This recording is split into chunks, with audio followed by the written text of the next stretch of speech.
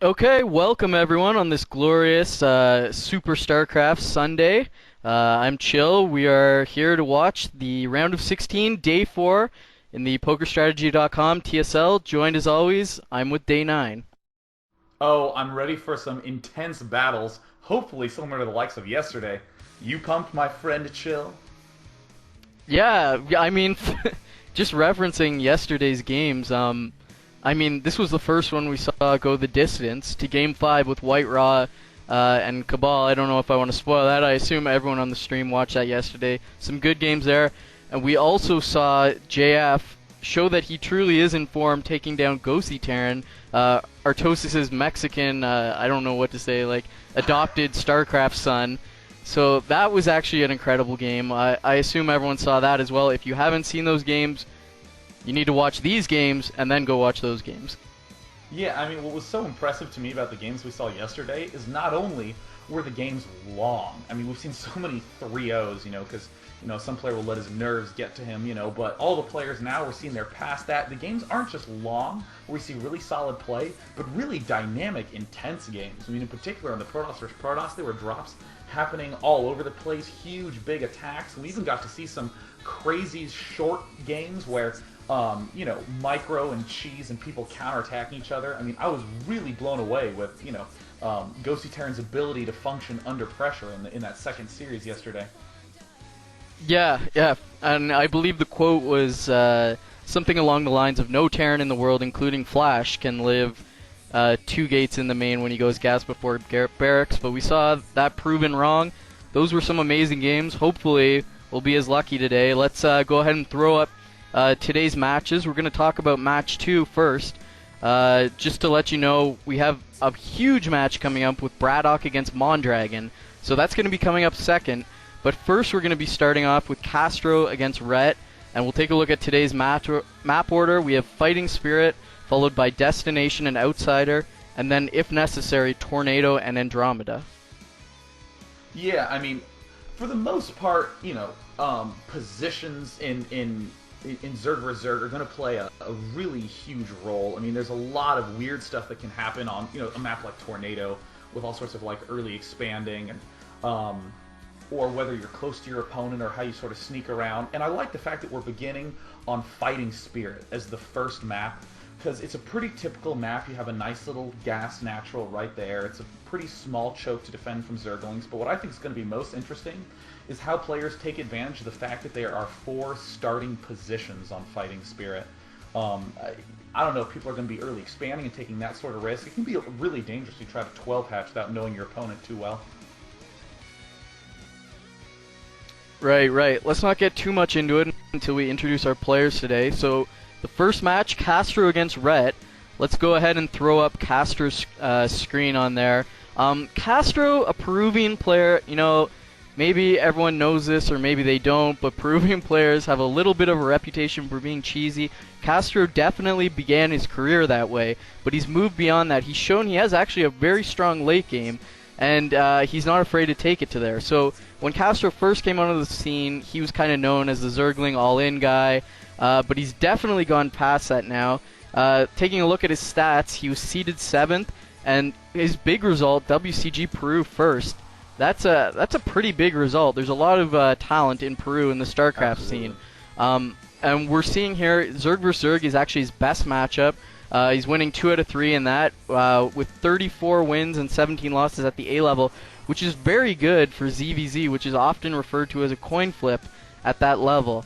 The only other thing that I want to say about Castro before I throw it over to Day is that he's the only person who entered at the very bottom and then moved through all the rounds to get into the round of 16. He went 2-0 through Shad, 2-1 through KR, and 3-0 against Mana. And, the only person to grind from the beginning to get into this level, there's got to be a lot of talent behind that. And there's a lot of people cheering for Castro today. Yeah, I mean, looking at Castro's stats, just straight up, look at how solid they are. He has a good amount of games in all the matchups. All the win percentages are very close to each other. It just really demonstrates that he has a great understanding of the Zerg race. And you were mentioning a little bit right at the start the fact that he was known for doing a lot of Ling all-ins, but what's so amazing to me is that all these wins right here are from A-level players and higher, A-minus level players and higher. I mean, these are really solid players he's playing against, and what's so funny is that if you begin as that player who loves the cheese, who loves doing these sorts of funky strategies, when you develop good, solid, fundamental understanding and can just play nice, solid games, you still have that to fall back on. It means that you have a wide sort of gamut of strategies you can deploy in a best of 5, which really I think is the biggest thing to consider. Just for laddering, you don't want to be considering too much whether you should just straight up cheese someone in a game, but in a best of 5, it's really frightening to know that in any of those games your opponent could just pull some move, and if he doesn't, you're still up against a really fierce opponent. Right, and not gonna lie here, Rhett is the pro gamer who's gonna be going against Castro. Excuse me, not a pro gamer, but practicing with pro gamers in Korea. So Castro gonna be a bit of an underdog, but we've seen threads pop up for him. There's a lot of support, especially from the South American community, really getting behind this player, and you know, he's gonna be a lot of trouble for Rhett.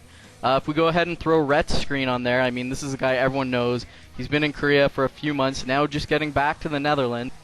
I don't know if jet lag is going to be an issue in his play, but we'll have to see. Rhett, the most interesting bit of drama that was going on with him was up until a week ago, he still had the option to switch over to play Terran. Everyone knows Rhett used to play TVZ and then Zerg in all the other matches. When he went to Korea, Courage would only allow him to play one race, so he had to learn the Zerg vs Zerg matchup. He still felt more comfortable in his TVZ, and then he finally made the decision, I'm going to play Zerg vs Zerg. But for a while, even when he was live streaming on Icy Cup, he was still playing TVZ as well. So a little bit of indecisiveness there. I think the thing that sealed it was he went to Courage and he got a bracket full of Zergs. I think he played 5 Zerg vs Zergs and Yeah. showed really good results against those amateur Koreans. So I think that's what drove him to pick Zerg vs Zerg for today. Yeah, I mean, Rhett did release that video about everyone can have good Mutalisk Micro, and I think that is sort of the first step to really high-level Zerg vs Zerg, is having mastery over that. It concerns me a little bit because Zerg vs Zerg, even though people like to say it's a big coin flip matchup, it's absolutely not. There's a lot of stuff that can go on. It's a very intense matchup. I always like to describe it as the inverted pendulum. If any player swings the advantage a little bit in his way, the game ends very quickly. So experience is going to dictate a lot of how you end up playing in the later stages of the game. I mean, we might end up having some games that end pretty shortly, but I'm hoping to see some longer games to see how Rhett deals with those later stages of the game where he might not be as comfortable with, whether he's comfortable dealing with the sort of weird strategies that foreigners are known for using. I mean, Koreans tend to be a little bit more siloed in the strategies they choose, but I mean, Castro, in particular, as we've said, has the full range of possibilities available. Right, and one other thing to mention is Rhett had to play, I believe it was Flaff, the Zerg player, to get into the round of 16. Oh, yeah. And he was taken to the 5th game there, and that was a bit of a, you know, a worrying situation. Flaff did exactly as you said, employed a few non-standard, non-Korean strategies, and those took Rhett, you know, to the limit, and that was an intense series. I think everyone's going to agree Castro's EVZ is better than Flaff's EVZ, so this is actually going to be a really close, really intense match today. Let's go ahead and take a look at the first map. We've already analyzed it a little bit, but let's throw that up on the screen. We're going to be playing on Fighting Spirit, which is a 4-player map, which makes things a little uncomfortable in Zerg vs Zerg, especially because the scouting distance with the Overlord is so long. It's going to take that much longer for your Overlord to get in your opponent's base. And, I mean, until that point, you have to kind of tilt your strategy to be safer until you can confirm, okay, this is exactly what my opponent's doing. Now I know how to beat him. Until that moment, you're playing blind, and that can make things really uncomfortable in Zerg vs Zerg. Yeah, and there's a lot of ugly things that happen just because it's a 4-player map, let alone the fact that the starting positions are sort of spread out, where players will, they'll assume that everyone's going to be going for the safe game. They'll assume that everyone's going to be going for the 12 pool, 12 gas, 12 hatchet expansion. So a lot of players get a little bit risky and then they'll, you know, throw down a 12 hatch or something like that, thinking, oh, well, no one in their right mind would, you know, want to be unsafe in like 9 pool or something like that. But that said, we've seen a lot of players, use 9 pools. I think Rhett might be a little more comfortable using like a 9 pool or an over pool. Not just because those builds allow for early pressure, but also because they allow you to get Mutalisks very quickly. And as Rhett has admitted himself, and as we've clearly seen from his Courage videos, I mean, he has phenomenal Mutalisk control. And I think that, especially on a map like this, where there's a little bit more of a risk of unpredictability and being in the dark, just getting Mutalisks will make Rhett feel a lot more comfortable. I got to agree, there's only one more piece of business to take care of before we get into this big match today. We got to throw down some predictions. So, day 9, we're going to bet 5 esport dollars. Who do you think's going to take it today? Oh, well, I'm already eagerly excited because I know of the wonderful redemption prizes available at the esports stores, such as that nice hat and teddy bear. But I'm gonna put my money on Rhett, because even though Rhett went 3-2 in his previous Zerg vs. Zerg series, I would imagine that sort of tense situation motivated him a lot to practice. A lot of players might be discouraged by that, but Rhett's the sort of person who knows then that that's going to be his reason to devote himself heavily to this matchup. So I think he's going to win 3-1 or 3-2. I still think it'll be a pretty close series. Right. I think a lot of people are underrating Castro, especially with those huge ZVZ stats. So I'm actually going to go ahead and take Castro. I'm going to say Castro's going to take it down 3-2 today. Either way, we're expecting a great series. It's going to be a close match. Let's get this started. Let's get game 1 going.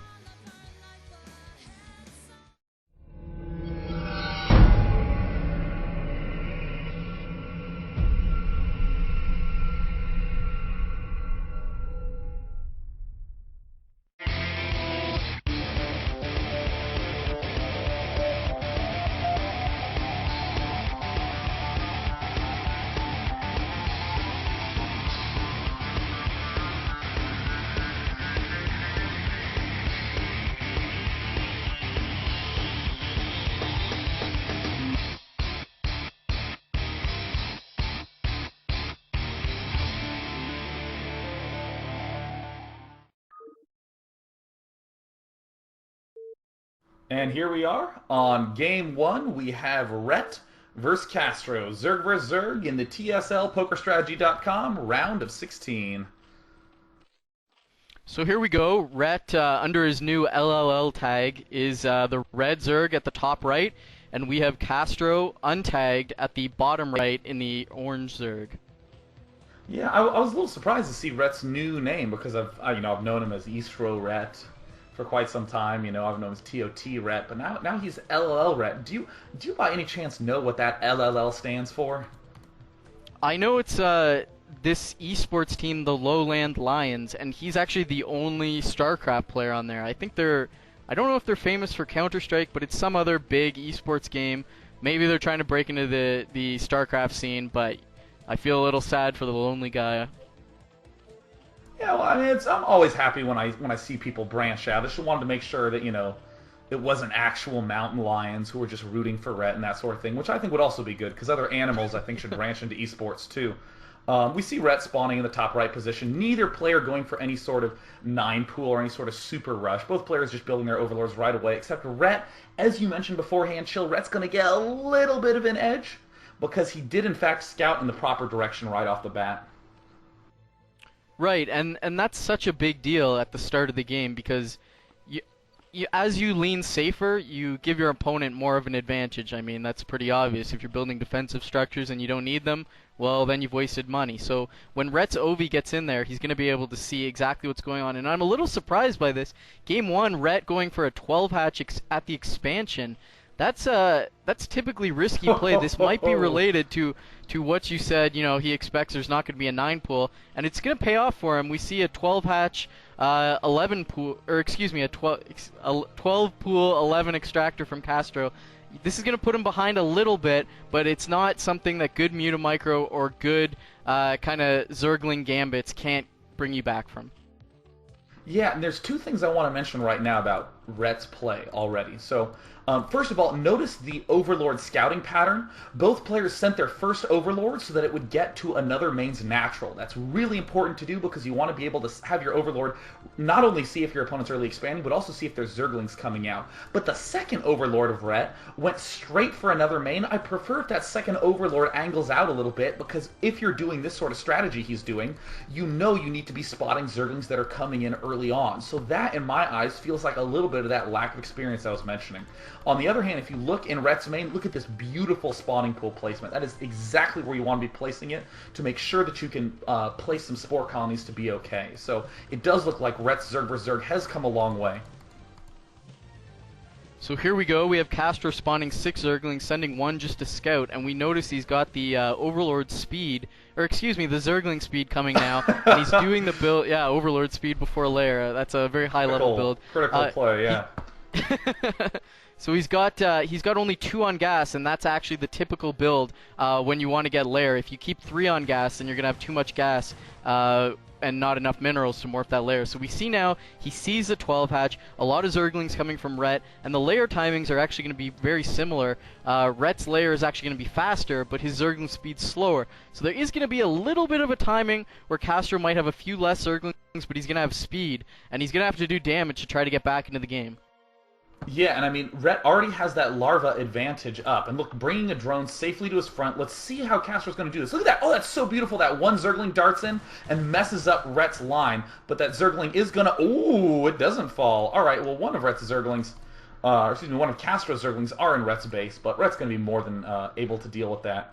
But look at Castro. Look at this incredible attention to detail, just making sure that this one Zergling in the main manages to stay alive as long as possible. That's really, really, really important in this sort of tournament situation. We see Rhett's lair finishing now. He's got 200 minerals, going to be throwing up that Spire. There it goes. Castro Zergling still in the main, getting good scouting, noting exactly when that Spire went down. And he's also put up a sunken colony already. I think he morphed that a little preemptively. Maybe he's worried about Zerglings running around. But you do need that sunken colony in this situation if you're getting the Spire early, because there is a timing where the person who goes 12 hatch has too many Zerglings and can overrun you. I just don't like the fact that he morphed it this early. Now getting caught a few hits by Rhett, but he gets out of there pretty cleanly. Castro now in a full retreat, back to his natural. Yeah, I do agree with that. That's a little bit too early. This attacks, even though it can be a little bit threatening, Castro was both making a lot of early Zerglings and that sunken colony. It seemed just a little bit too cautious. And, you know, with that sunken colony, you can do some Zergling counterattacking, but Castro looks like he only has 1 Zergling at the front of his base. I mean, I'm not so sure I'm too big of a fan of Castro's opening, but looks like he's still getting his Spire at a decent time, still pretty tied close, and it looks like both players are just locked up for now. Yep, Rhett making drones now. He's got to get an Overlord out. Actually, it looks like he missed his timing just a little bit to get all these Zerglings, leaving a group behind that Castro is going to take advantage of. Killing a few Zerglings there. You do not want to do that in ZVZ, especially if you have no defense at the back, but looks like Rhett now morphing a lot more Zerglings and not going to make Mutalisk with this Spire. So he missed his timing because Castro's Spire is finishing, also not having enough supply, but this is going to be a big battle. Look at this arch that Castro's taking. He's got a good setup here. Rhett's a little late bringing his reinforcements from the back. Zergling versus Zergling battles, very hard to tell who's going to win. Looks like Rhett has a slight advantage, but now loses it as reinforcements come. Oh, looks like Castro is going to break through.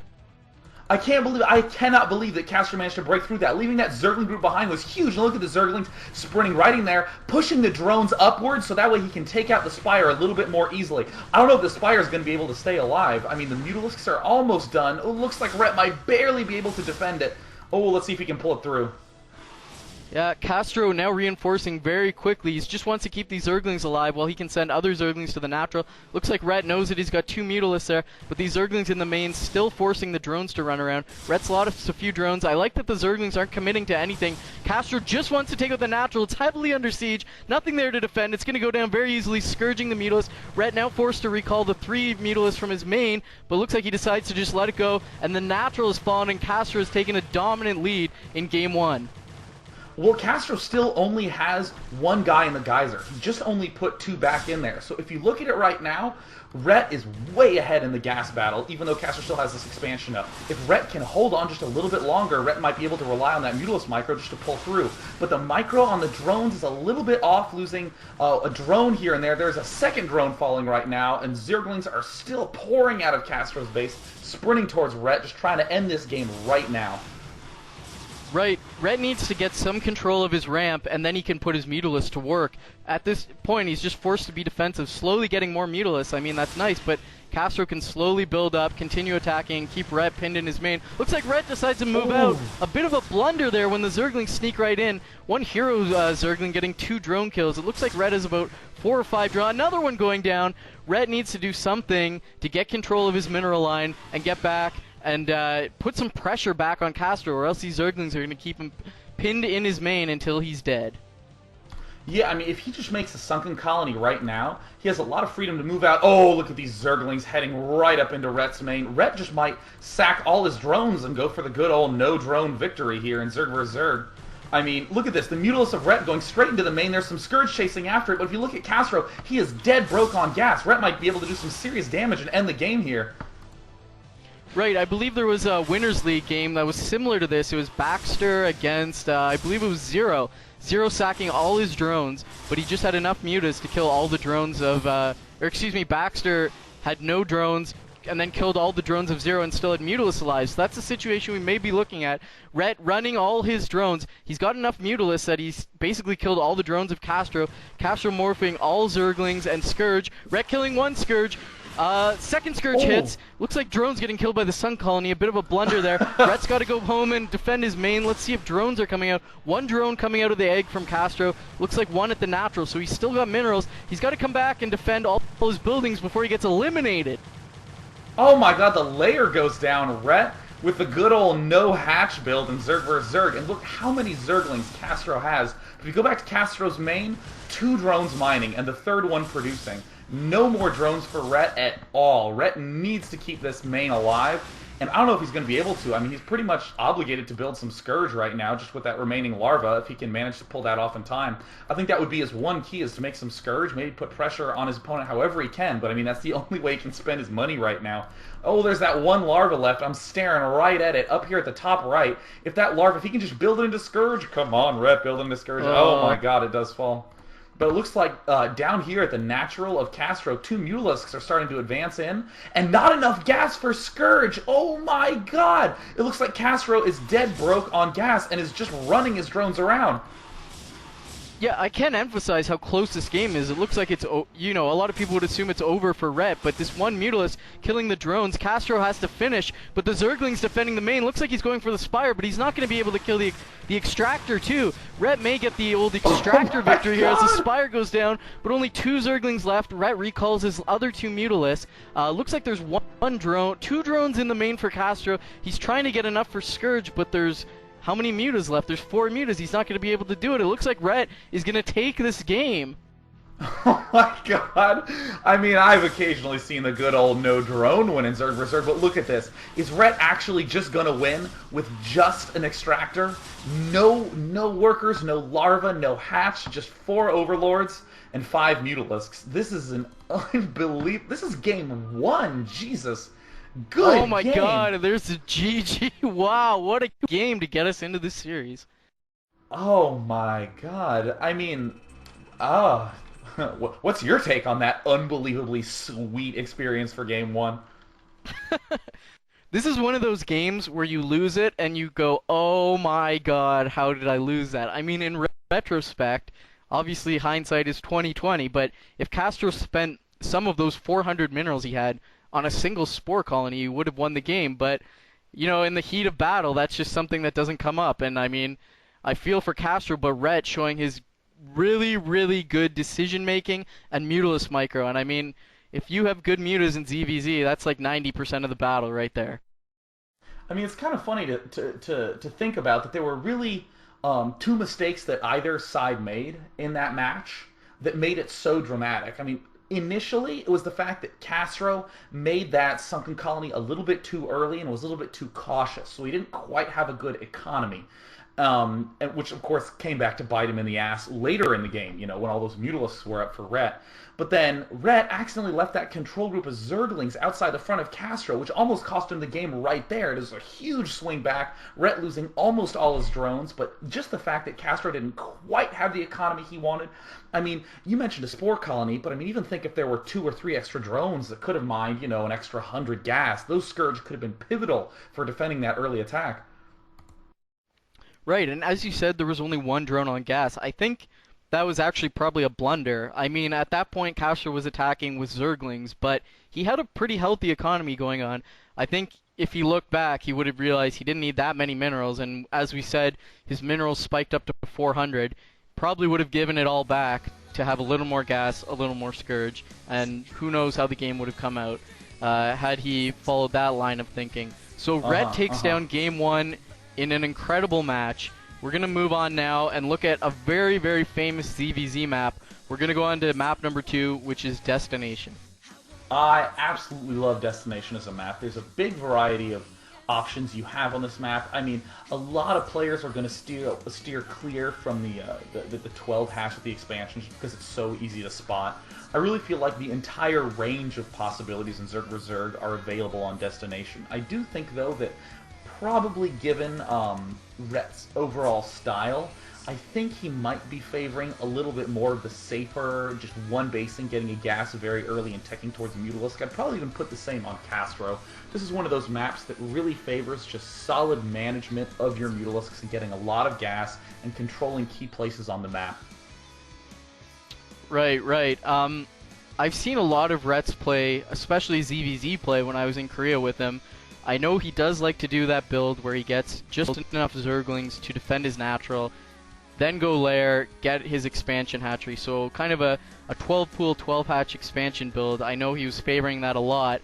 I told him on Destination I really like Overgas, and I still like that.